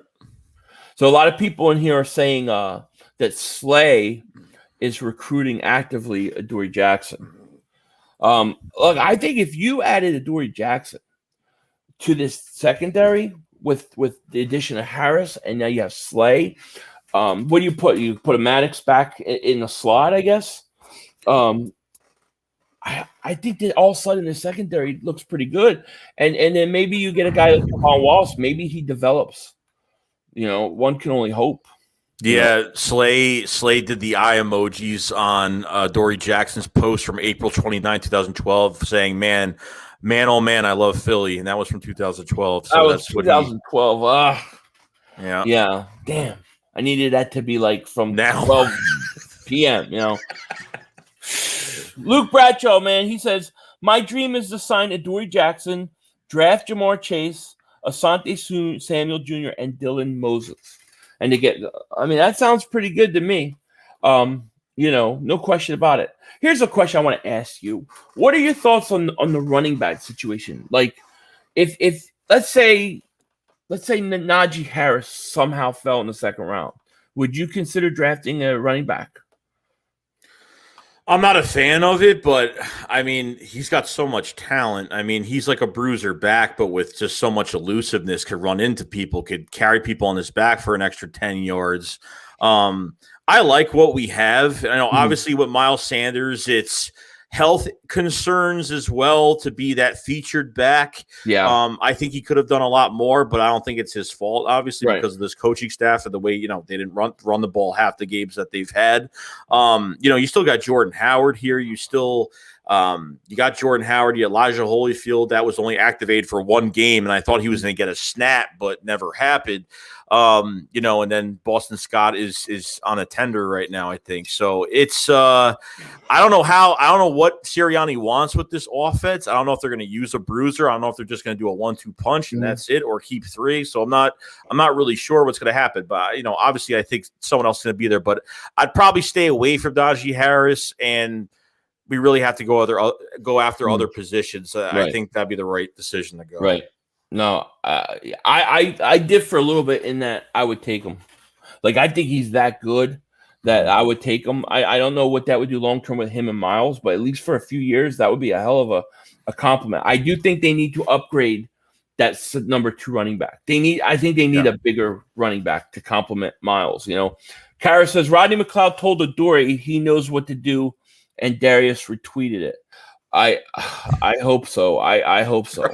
I hope they get this guy. Like, if they get this guy, it's a steal. It's a steal. It's like, it's so crazy because it's like at the end of the first week of free agency, and it's just a few days, and if they could get him in the building, if he leaves New York, there might be a really good chance. But obviously, the Giants are going all in with their money right now. So I don't know how much cap they have left out of what's going on.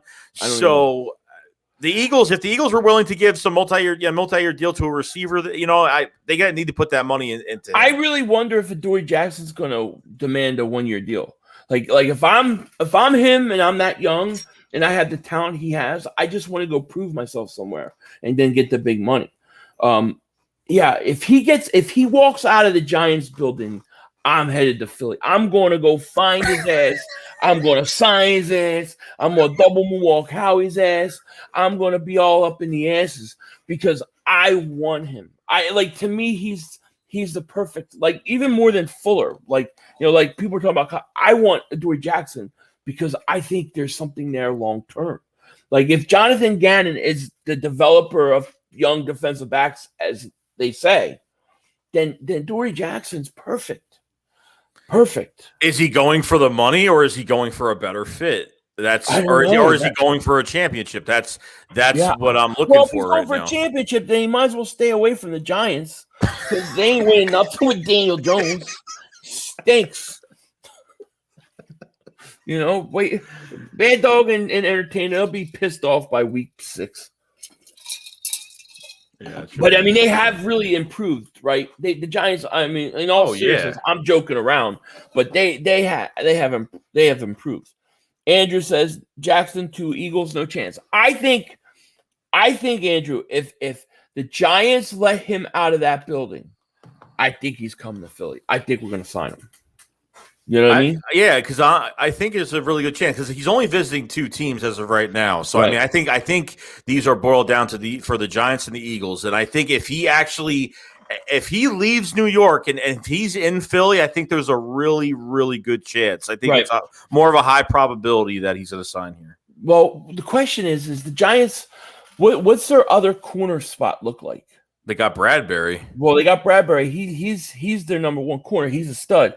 But who's their other? I mean, do they have another corner? Like, what would the role for Adoree Jackson be? Because if I'm Howie Roseman, I'm saying, you sign with us, you're starting. You're starting. You're playing. You're in. You're that guy. Well, wouldn't he start the other side, though?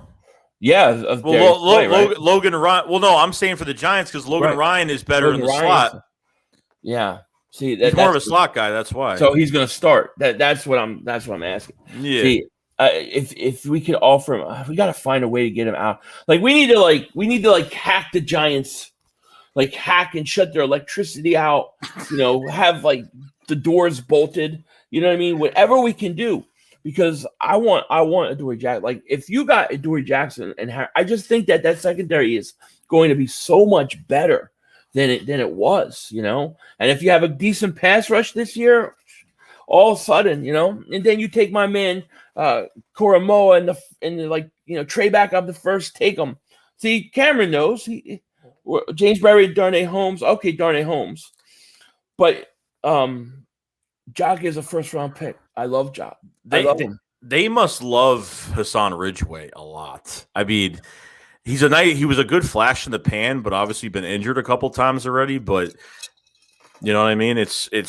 They like him. I don't know why. I mean, he's young. He's still young, but he's a good rotational guy. Good rotational. So yeah, I like him.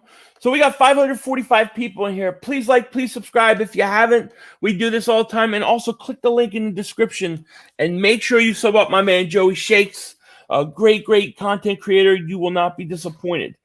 Make sure you sub him up. Appreciate it. Definitely. Very knowledgeable, very great stuff. I watch his stuff all the time. I wouldn't lead you down the wrong path. I promise. I'm not going to send you. Well, I did send people to watch Michael Anthony Where's the Fitness workout because he was doing workout videos. And so he'd be like, today is curls day. And I'm like, oh, he's going to do some curls. I'm going to learn. You know what I'm saying? I'm gonna go watch. So I go watch it, and this is what I got. I said, where the hell's the fitness? He's doing donut curls. I said, oh man. But his channel's entertaining too because he always falls asleep. Lions Den, what's up, my man? I'm gonna get you on. Lions Den wanted to come on. We were gonna do Saturday. I was gonna bring him on. But we had to change the schedule. But I'm definitely gonna get him on. He wants to come on and talk Eagles. He's got his own channel. Guys, check him out. Yeah, I'm gonna get you on, man. Don't worry.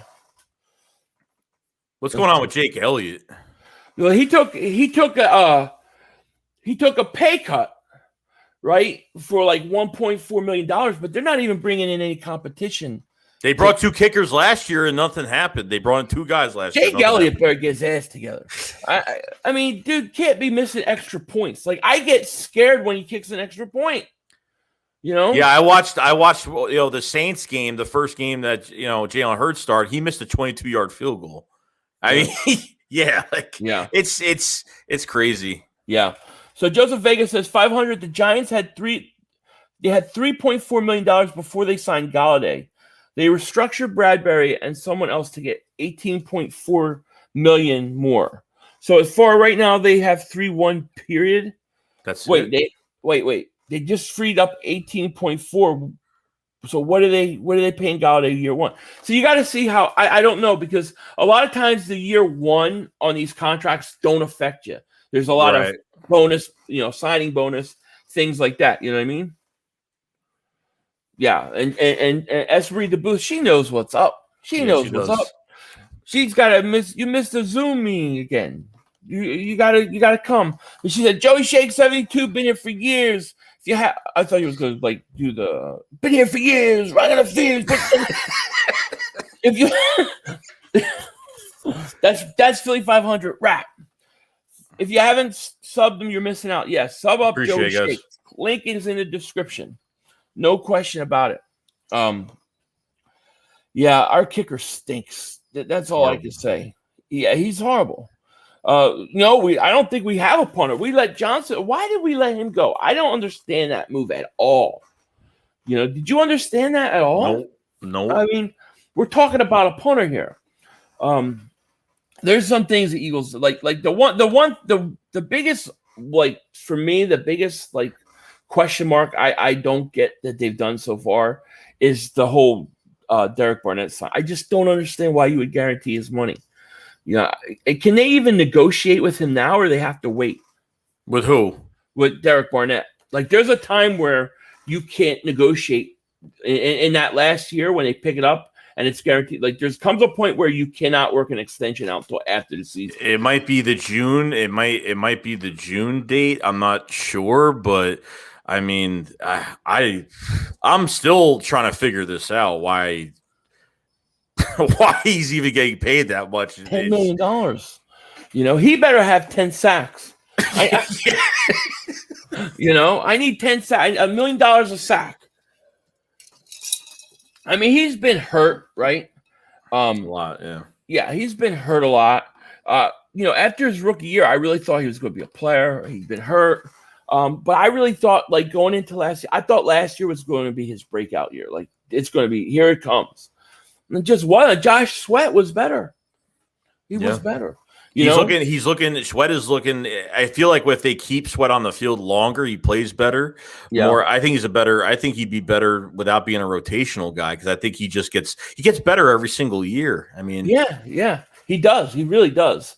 And then you brought up Fletcher Cox earlier because he's making a lot of money. 23. Yeah, $23 million against the cap.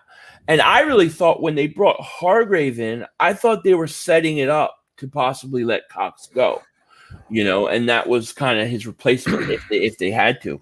But he hasn't done his contract, I don't think.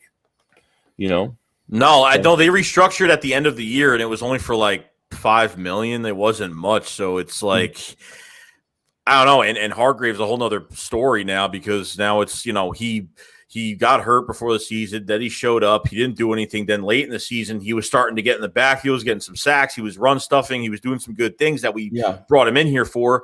But was it because of obviously the injury and obviously switching schemes from the Steelers?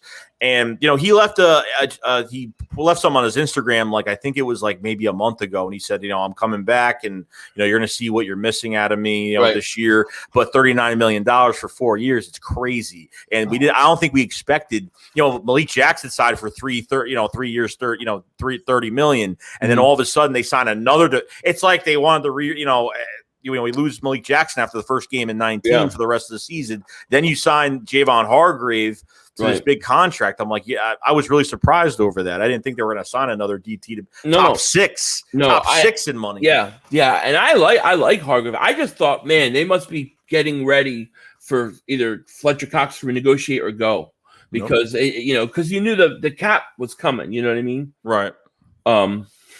But yeah, it's interesting. 500. Make your daughter's lunch before you get hit upside your head. Do your stream later. All right, thanks. They'll come in. They got their bats. Don't worry. I think my wife's feeding their faces, so they're okay. G Code, I don't agree with you, man. You're gonna eat those words, my man. You are gonna eat those words. But shout out to G Code. He has for months. The only thing he put in my comments was like the baby face. Yep. That was it. And it said everything it needed to say was the baby face. And I'm telling him, I'm going to make that a shirt. I just want to make that a shirt. I'm dying to. But I don't know. It's going to be really interesting to see what happens. So we'll do about 5 more minutes. We've been on for a while. Wow. I didn't even know. Time flies with Joeyshakes.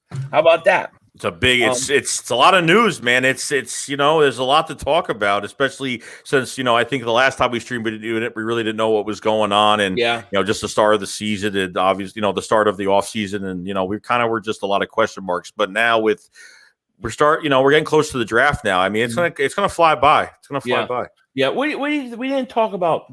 We talked about the Giants. What are your thoughts with Dallas and Dallas has done in Washington? Anything on them? Just the Dallas Cowboys in general? Yeah. Oh, yeah. Were there? Yeah. I mean, they stink.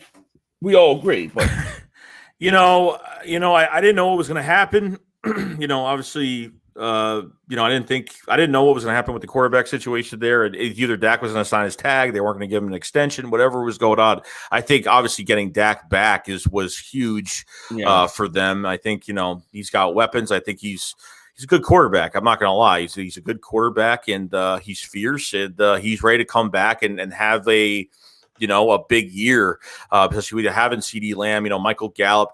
Michael Gallup's a free agent after this year, and having, CD and, Ezekiel Elliott, their offensive line still intact. Obviously they got some of the Eagles syndrome last year because they got a lot of injury, especially on the offensive line. I mean, we've changed the offensive line 14 times already, so it's crazy. I mean, I got to give Stout the props because to deal with that all year and try to get your guys in the right position the best way you possibly can to compete in a football game is just amazing to me. It's just how the guy does it. So, like you said, I think even with Washington, I think they're a quarterback away. I think Rivera's done a great job over there. I think they're heading upwards and only up. I don't think there's any sinking towards them. And honestly, the Giants, they're spending a lot of money to get the pieces around Daniel Jones, and now the pressure is going to be on Daniel Jones for 2021. Yeah, it is. It is, and I'm not sold on him. I mean, they're going to get Barkley back. So I think I really like the Galladay signing. If they sign Adoree Jackson, it's gonna kill me tomorrow. I'm really worried about that. As far as Dallas goes, I mean, I know they overpaid for Dak, but I don't think you had a choice. You can't let him go. You can't let your franchise. You had to sign him. So I get it, but hopefully they won't win too much because in a couple years his cap number is like $40-something million, dude. It's insane, Wow. Kevin says, "Yo, 500 Joeyshakes. Love the chemistry of you two, man. Thank you, buddy. Same, man. I appreciate that. I appreciate that, man. I agree. But let me take this second before we close out here. We've been going on for a while now. Make sure if you guys haven't, click the link in the description. Sub up my man Joeyshakes. You will not be disappointed. Joey's gonna be. I'm gonna have him on. He always has an open door on this channel.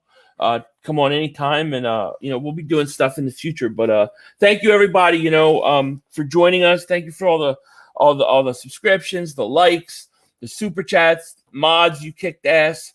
I appreciate it so much, and it's going to be very, very interesting. I think the next thing that has to happen, hopefully, is this Adoree Jackson issue. We got to get it solved. I'm hoping. Joey, any final thoughts, man? Anything you want to say before we bump out of here? Yeah, guys, I want to let everybody know if anyone subscribes to the channel. I haven't live streamed on the main channel at all, so I've been I got a copyright strike a couple months back, so my live streams will be starting on April 5th when I do come back. I'm hoping to have a big round table, not just me. I want to get a lot of guys in there, kind of like a welcome back type thing, and have as many Eagles content creators as possible. So, if you guys, obviously, I do the same thing Philly 500 does. I appreciate everybody that checks it out. Yeah, man. Guys, definitely check it out. You won't be disappointed. There's a few comments I want to go over just because I've seen them repeating. So Joseph Vega, he's going to kill me if I don't respond. He said, 19 million he makes. He's talking about Kenny Galladay. 19 million he makes this year. How are they going to sign Adoree and the draft picks? I don't know what they have left. I don't know what they have left under the cap. But all I know is he's going there either tonight or tomorrow. He's going to meet with them. You know what I mean? We'll see. And then Epic Gaming. So I have the reaction videos are coming. Epic Gaming. I had to. I wanted to put it out this weekend, but I had to do. I do conspiracy thing for my channel members, Joey, and so sometimes with some of that stuff, man, they block really quick. So I had whatever music I was using for my tinfoil dingbat video that I tried to upload today. They blocked it, so I have to go remove that music now. It's bad. It's bad. You really can't. You can't do anything on here anymore. I mean, it's bad. Yeah, and if you do conspiracy stuff, like current events especially, they won't even let you talk about. So I have to be very careful. So I have to remove that. So I've been working on a conspiracy video, trying to get that done. So I didn't release those reaction videos, but I'll be putting out 4 this week. You'll get 4 reactionary videos this week. So just look for it, G-Cuz says Howie Vision. Yeah, we are all living under Howie Vision right now. Oh, speaking, you love all the Marvel stuff, right? Did you watch Snyder Cut by chance? I didn't. No, I don't have HBO Max right now. I'm gonna go watch it in a couple of days. I haven't got a chance. It was so much better than I thought it was. You watched WandaVision though, right? Oh yeah, I love great show. Great show. That show surprised me. I thought it was weird in the beginning. It was weird at the first episode. I was like, and I was really looking forward to the Falcon Winter Soldier. But Howie Vision. I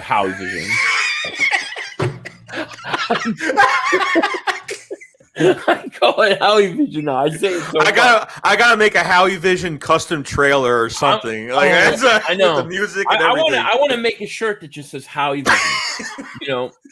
But Howie Vision. But that show shocked me. I was not expecting it to be that good. Howie Vision. Oh my God. What's weird is I probably say that all the time, and that's why my wife is always giving me weird looks. Because I'm always like Howie Vision, and I'll be like, "What's wrong?" And she's just like this. That's probably why. I just figured it out. What a dingbat. William says 500. I was in the hospital last couple of days. I'm home now. William, I'm sorry to hear that you were in a hospital, man. I hope everything's okay. I'm glad you're home. Prayers go out to you, man. Sorry to hear that, man. You have to let me know what happened. Howie Vision starts April 29th. Oh my God, that is classic. We need to do something. Well, you were saying it on Twitter so much. I was like, because when you said it on Twitter, I was like, why is he saying Howie Vision? And then I was like, wait a second, that new show is out. So that's what he's referring to. I no wonder why my wife looked at me like odd. Like, what are you talking about? I think I've been saying Howie Vision all along. That's hilarious. Andrew is not amused. He says not funny. Andrew's a ball buster, man. He ball busts me all day long. I get DMs from him. 500. I wish I could be on your show. Hey, look, I'll do another call in. One of these days I'll do a call in and have Joey on too. And we'll take some of your calls, That'll be fun. But yeah, I'll let you guys all go. I don't want to hold Joey up too much longer. I'm all right.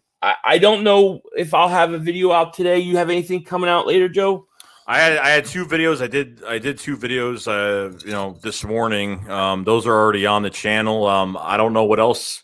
I'm going to be on watch. I'm probably going to take the rest of the day off. Usually Sundays are obviously if the season's not here, my Sundays are kind of like, I upload 1 or 2 videos and, kind of go away. But I don't know if I'm going to do a live stream until April 5th. So I'm not really sure, but obviously you'll see the posts on YouTube if that's the case. But I'm very excited to come back. And, it really showed me not live streaming for 3 months, I miss it. So it's, to see everybody back, and it's going to be a lot of fun. So it's a good way to connect. I like live stream. I wish I could do it more, honestly.